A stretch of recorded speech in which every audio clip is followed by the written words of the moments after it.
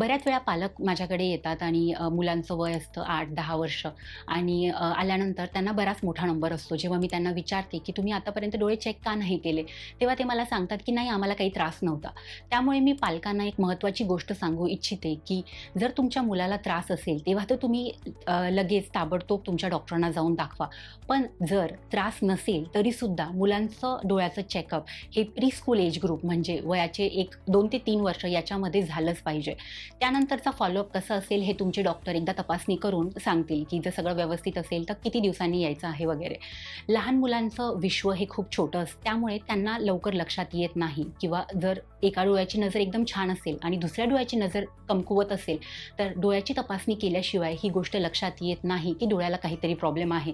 आणि त्यामुळे असं होतं, की मुलं डायरेक्टली मोठी झाल्यानंतर आमच्याकडे येतात आणि तेव्हा आपल्या लक्षात येतं, की एका डोळ्याचं नजर एकदम चांगली आहे, पण दुसऱ्या डोळ्याची नजर बरीच कमकुवत आहे. हा प्रॉब्लेम टाळण्यासाठी मुलांचं चेकअप प्री स्कूल एज ग्रुपमध्ये फर्स्ट वेळा काही त्रास असेल किंवा नसेल तरी पण झालंच पाहिजे.